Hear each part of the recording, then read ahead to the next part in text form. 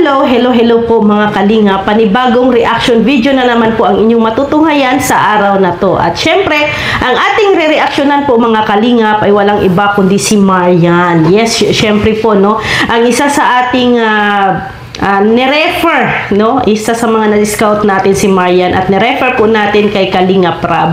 So, bibigyan lang po natin ng reaction at syempre bilang isang scouter po ni Marian ay isa din po ako sa nakakakilala din po sa kanya, no? So, ito po at syempre tuwang-tuwa din po ako sa nagiging takbo ngayon, no? Ng ni Marian, lalo na may mga plano si Kalinga Prab para sa kanya. So, panoorin po natin at sana po ay suportahan din po ninyo si Marian. Ang merienda ay direkto po na ating father na tatapos sa school time ni Tisa. Birthday ng papa mo? Di ba, Marian, minsan nag-ano ka, nag-deliver ka rin, nag-alako ka, ginagawa mo minsan yun. Opo. Para mas madaling maubos. Para mas madaling maubos. Di ba pag medyo mahina yung kita, yung ginagawa mo? Tapos yung pera. Ano naman po, tawag ito ay, pag halimbawa pong hindi ba na nauubos, yan. Para maubos na ako. Para may panggastos pag dating ko dito. So, dyan ko po nakilala si Marian mga kalingap, no? Dyan sa kanilang tindahan. At nang una ko siyang nakita ay nagtitinda po talaga siya ng that time is hot cake. Or kung tawagin sa kanila ay saludsod, no? Yung hot cake. So, habang pinagmamasdan ko siya, no, si Marian, ay naisip ko na may may kapasidad, no, na magiging Kalingap Angel. So, nag-send ako kay Kalinga Prab ng nag-send ako ng picture. So, ayun, no, nag-response naman si Kalinga Prab sa atin. At yan na nga, it's a part 2 na po yan, pangalawang araw na po, no, napagdalaw ni, 2 times, no, napagdalaw ni Kalinga Prab kay Marian. At yes po, totoo po talaga yun na yung mga tinitinda nila, kung hindi po nauubos, ay nilalako po yan ni Marian para po maubos lang, no, yung kanyang paninda. Kasi yung kanyang paninda po kasi mga kalingap, no, ayun po ay ginagamit niya sa school, no, baon sa school araw-araw. Then pang na lang din po nila, pang araw-araw nila na pagkain, no. Minsan pag hindi talaga nauubos yung kanilang niluluto, yun na po yung pantawid nila, kain nila sa pang araw-araw. Kung hapunan, no, minsan nga daw ay maaabot pa ng umaga, no, iinitin na lang daw nila yung ulam. So, yun po yung kanilang negosyo. Yung sa nung ilang araw na nawala kami, napanood mo na ba yung vlog? Ano yung reaction mo? Ano yung nararamdaman? Masaya naman po dahil pag nabasa ko ito yung ibang comment, nakakatawa din naman. Hindi aware ka rin sa ibang mga vlog namin, napapanood mo na rin. Medyo nakilala mo na rin ang Team Kalingap. Ano yung nagustuhan mo sa Team Kalingap sa mga ginagawa namin? Yung good business na kakarami, malaya ko. Nung naano ka ng Team Kalingap, naano ka ba? Parang nagkaroon ka ba ng pag-asa or natuwa ka ba? Ano yung naramdaman mo na natatuan ka ng Team Kalingap? Kasi mas nakilala mo ng Team Kalingap na ganito pala sila. Sobrang saya po. Kasi nga, hindi lang ako yung natutulungan niyo. Pero sa sarili mo, ano yung parang pangarap mo sa nakasama ang Team Kalingap? Actually po, hindi ko naman po ina-expect na ganito nga. Na hahantong sa ganito. Narating na ganito. So, ano naman yung project? Ayan, actually po mga kalingap, si Marian po ay hindi po talaga inasahan, no, na yan nga si Kalinga Prab ay pupunta sa kanya. Actually, nung nag-message ako sa kanya na dadalawin ka ni Kalinga Prab, gusto kang makilala, as in, shock din po talaga siya. Actually, po sila, yung si tatay, no, yung tatay ni Marian ay viewers po, no, ng Kalingap, lalo na kay Kuya Val. So, nung pumunta kami, no, nung sinabi ko nga na mga kalingap kami, natuwa sila at hindi ko din inasahan na yung bahay nila ay kailangan din po talaga nila ng tulong. So ako bilang isang scouter, bilang isang team kalingap, aminado naman po ako na wala po akong kakayahan na matulungan sila ng malaki. Kaya wala akong ibang naisip kundi i-refer talaga kay Kalingap Rab or kay Kuya Val, so si Marian, kasi mas matutulungan, mas agarang aksyon ang maitutulong sa kanila. Kaya hindi talaga inasahan, as in grabe, nagchat-chat kami ni Marian, sabi niya, ate, hindi ko expected na ganito ang mangyayari. Sabi ko, sige lang, Marian, ano ka lang, ito na yung opportunity, ito na yung time na yung pinag-pray ninyo na sana aahon kayo sa kahirapan. Baka ito na yung paraan, ito na yung way na mabago yung buhay ninyo. Kaya tuwang-tuwa talaga si Marian, at lalong-lalo na si nanay at si tatay, yung magulang ni Marian. Or yung parang masasabi mo sa mga natulungan namin na kagaya mong kabataan, yung iba talagang successful na, marami ng blessings, may pabahay, may scholarship, marami ng sponsors. So masasabi ko lang po is yung opportunities na binigay nila, yung ninyo po, sana po huwag nilang sayangin. Kasi kung patuloy po na bibigyan sila ng blessing, sana po patuloy pa din po pakikisama nila yung okay po yung Parang mahalaga po. Galing. saya. So yun yung parang mensahe mo sa kanila. Mahalaga yung mga biyayang natatanggap mo. Kung ikaw ay dumating, humantong sa ganong klase ng pagtulong, like mapabahayan ka, and magkaroon ng sponsors, ano yung unang-una mong gagawin, Marian? Syempre po, una po is mag-thank you ako sa inyo, ganun, kasi ginawa niyo yung sa amin. Tapos syempre, pahalagahan ko po yung mga blessings na binibigay niyo sa amin. Paano mo nasabing pahalagahan sa what way? Paano mo ipapakita na pinahalagaan mo yung mga binibigay namin? Hindi ko po siya sasayangin, gano'n. Sasayangin. Kumbaga, palalaguin mo ba? Parang gano'n. Pero pag, halimbawa ay, yun nga, nakilala ka na, nakilala ka, sasabi mo na, yung gagawin mo, parang pag nakilala ka talaga ng pwede ko namin like si Carla, diba? Nakilala si Carla, si BNC, talaga ng umusan yung pwede ko namin like si Carla, diba? Nakilala si Carla, si BNC, paano kung ikaw magkaroon ng ganong blessing na makilala ng napakarami tao, marami ng mamahal? Ano yung una-unang magkaroon? Kasi ikaw may potential ka, maganda ka, mabait, masipag. So kami, syempre, gusto namin malaman ano yung curious sa mga plano mo sa buhay. Syempre po, una po is kung paano niyo po ako nakilala nung una, ganun pa rin po ako hanggang ngayon. Ay, grabe naman. Di ka ba alis sa Kalingap na Yan yung yan, napag-usapan na namin yan ni Marian. If ever, halimbawa, magkaroon ka ng, syempre, papel dito sa Kalingap, Kalingap Angels, syempre, darating talaga yung mga supporters, sponsor, mga fanatics, sa iyo. Sabi ko, sana hindi ka magbago. Lumingon ka talaga, Lulingon ka, lalong-lalo na kay Kalingap Rab at kina Kuya Val. Yun talaga, sabi ko kay Marian. Sabi niya, upo at ate. At hindi daw to talaga siya magbabago.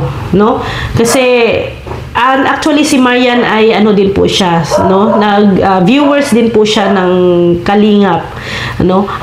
Updated din po siya sa mga nangyayari. Sabi niya, hindi po ako ganoon. Pati yung mga magulang ni Marian, sabi talaga nila na pag kami po, ma'am, na blessed, natulungan, ang unang-una talaga magpapasalamat kami sa Diyos kasi ginabayan kami na makilala ng Team Kalingap, na scout sila.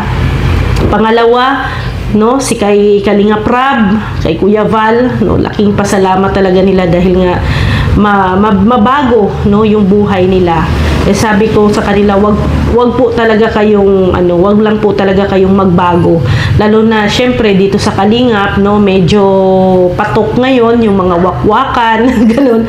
So sabi naman ni Marian na kung mayroon man, no, magiging updated siya sa akin, no, i-PPM niya ako at hihingi siya ng advice sa akin. Ako lang daw ang kanyang syempre unang-una na pagsabihan, no. So sabi ko sa kanya, nandito lang ang Team Brooks para gagabay sa iyo, huwag kang mag-alala. At sana iwasan namin yung mga wakwakan, no, kasi nga po ay lagi ko nang pinapa-remind sa kanila na ganyan po talaga minsan nangyayari, no, dito sa Kalingap, lalo na pag medyo mayroon ka ng kasikatan or kilala ka na. So marami nang nag-o-offer, no, ng malaki, pero sabi ko sa kanya, yung mga ganyang sponsor, yung mga nag-o-offer, hanggang offer lang yan, no. Hindi yan panghabang buhay. Dito sa Kalingap, ang tulong, no, lalo na ang tulong ni Kalingap Rab, ni Kuya Val, ay panghabang buhay yan na tulong sa inyo. Kaya ngayon pa lang, no, kinakausap ko na talaga si Marian mga tungkol dyan, no, sa mga sponsors, sa mga wakwakan, na if ever na may mag-chat or may magpaparamdam sa kanya, i-update niya kami palagi, no, lalo na ako, i-update niya ako palagi, si Kalingap Rab, no, magsasabi talaga siya. Para maiwasan po namin yung, syempre, yung issue, no, lalo na sa kanyang, bago pa lang yung kanyang karera dito sa Kalingap. Maalis sa Kalingap na Kuya Rab, alis na po sa Kalingap, pag-vlog na lang ako sa sarili ko. Hindi po, kasi sobrang kung halimbawa kung dumating ako sa fight na gano'n, ang dami niya nang natulong. Siyempre, ba't pa ako aalis sobrang laking blessing na nga po nun, nagaya. Parang nawawala yung respeto pag gano'n, parang gano'n yung pakiramdam, parang may hiya ka. Pagkatapos kong tulungan ka saan. Nakakatuwa naman si Marian. Pero real talk yan, no? Totoo naman ang nangyayari. Minsan ganoon naman talaga ang nangyayari. Matapos tulungan, no? Yung tumulong ay naging masama pa. Minsan yung tumulong ay naging mali pa, no? Yan naman po talaga ang real talk, no? Minsan naging totoo din naman,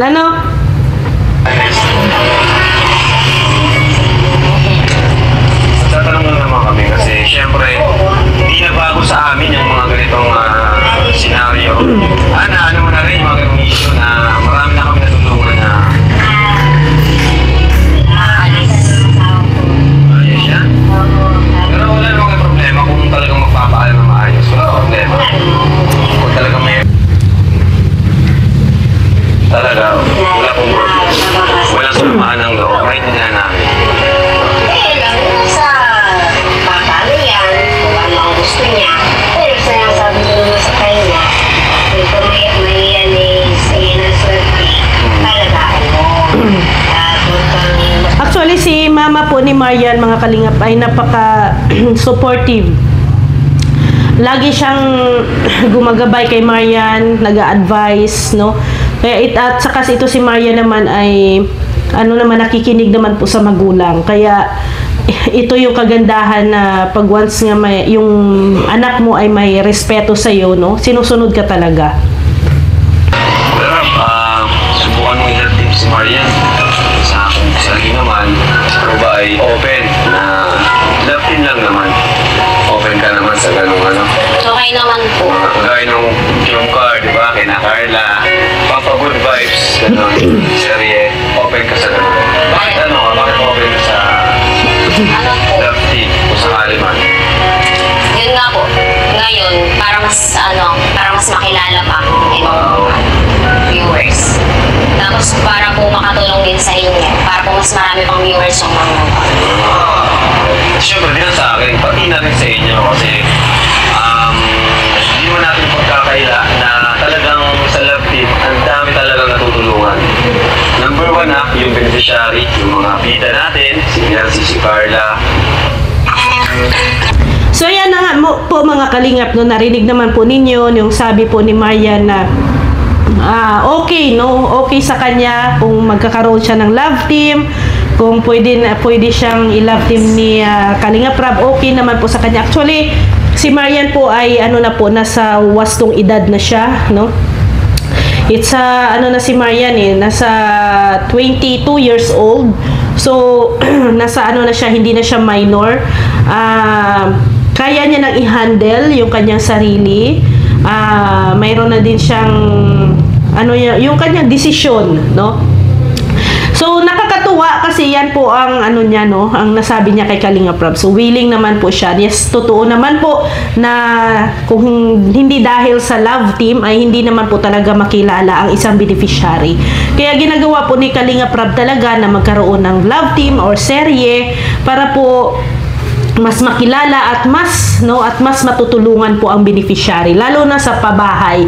Ito kina Marian, no, natutuwa ko kasi willing din po si Marian na magkaroon ng ka-love team. Kasi nga po unang-una, no, isa yan sa paraan para matulungan or mabago ang kanilang buhay, lalo na yung bahay nila, no, sira-sira na, kailangan na din na ayusin. Yung kanilang tindahan, no? Ano na din po yan, sirang-sira na rin po, no? Halos yung bubunga doon ay tagpi-tagpi na lang, no? Nilalagyan na lang ni nanay ng plastic.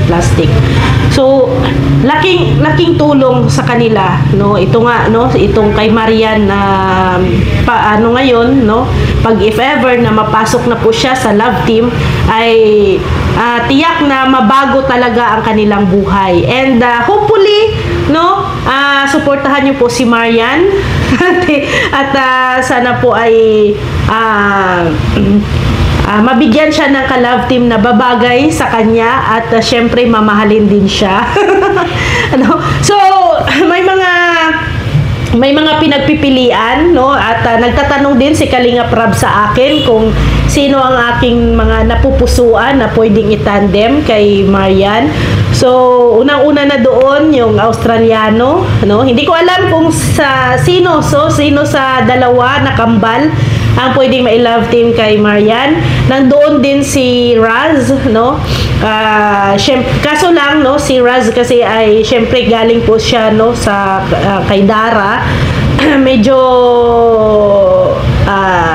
parang ano, para sa akin, no, parang hindi pa napapanahon na parang ano sila ni Marian, no, si Raz at saka si Marian. Mas mainam, mas maganda kung si ano, yung Australiano, kung sino sa kambal, no, abangan natin. Mas maganda pag kung sino sa kambal. First time itong mangyari sa channel ni Kalinga Prab, no, isang babae at syempre ang kambal, ang mga manliligaw. Kung sino ang mapupusuan ni Marian. So, abangan na lang natin at sana ay tangkilikin, mahalin ang kanilang tambalan. So, excited na ako bilang isang scouter ni Marian. Excited na ako na syempre unang-una na mabago ang kanilang buhay, no? At syempre ang karera ni Marian, no?